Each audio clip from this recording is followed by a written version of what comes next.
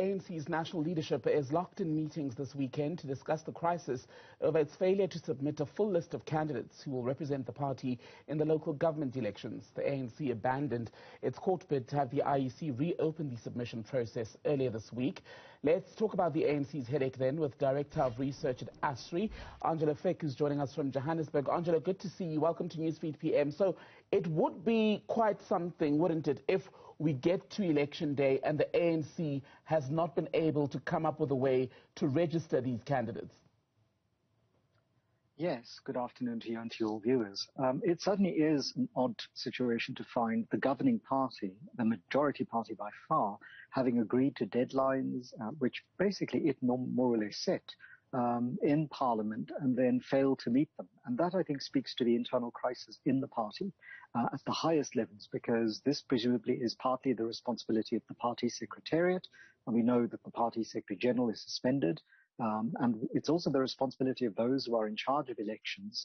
And therefore, the question is, will we see this sort of faces that make those faces from the 2016 local government election results look even, less miserable than they did in 2016? And this is really a crisis for the party of government in post-apartheid South Africa.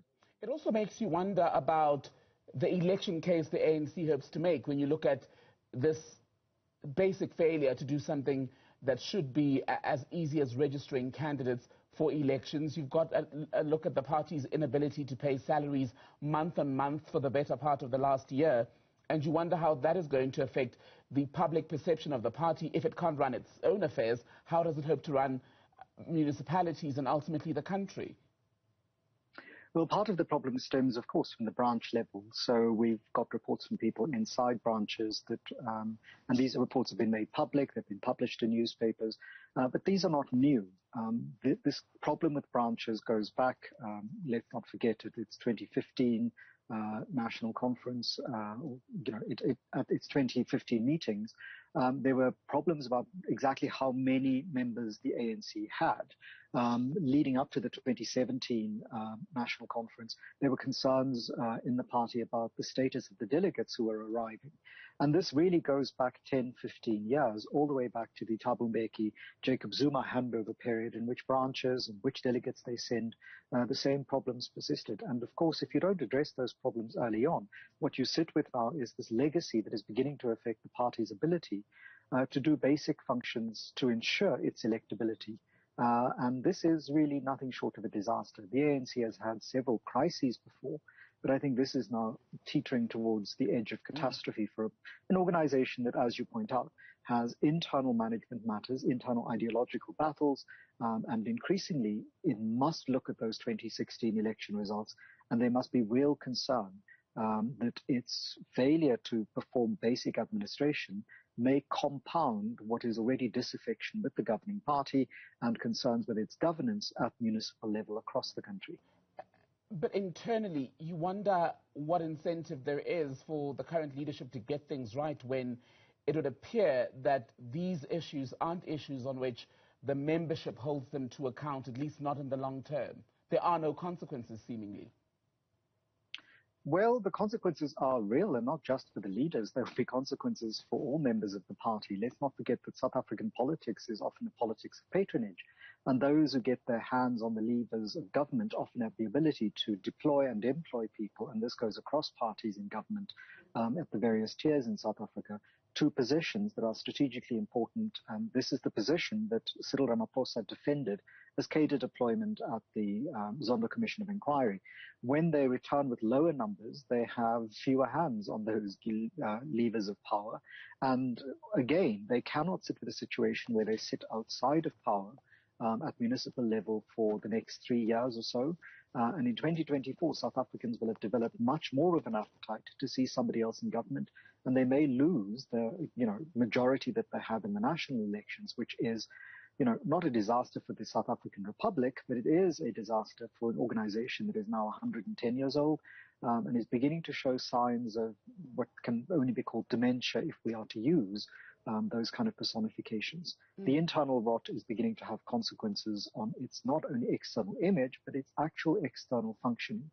And that does not bode well for the African National Congress to see out the decade as the party of power in South Africa. I'm interested to get your thoughts, Angelo, on the suggested strategy that the ANC withdrew that electoral court bid to try and force the IEC to reopen the portal for the submission of candidates for the local government elections, because it was waiting to see what the Constitutional Court would say as far as a pronouncement on whether we do indeed go to the polls in late October, early November. How sound do you think that is as a strategy? As a strategy, I can't imagine that it would have been a thought-through strategy, because that means you have to gamble on several things. You have to gamble that the Constitutional Court order Friday looked the way it did.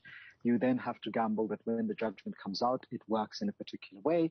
You then have to hope that you have, some kind of sympathetic court or judge that will grant you that order will then not be appealed by other parties or by amicus curiae as violating all sorts of things. So there are too many moving parts for this to be a, sort of concerted conspiracy.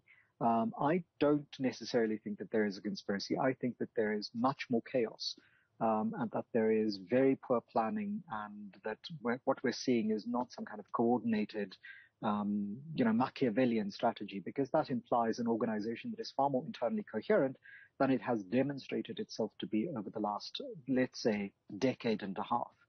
Let's not forget it's in the last 16 years that we've seen two schisms and the formation of new opposition parties coming out of the African National Congress with COPE and the EFF. And that's, significant, given that the only other schism happened way back in 1959 before they had control of government.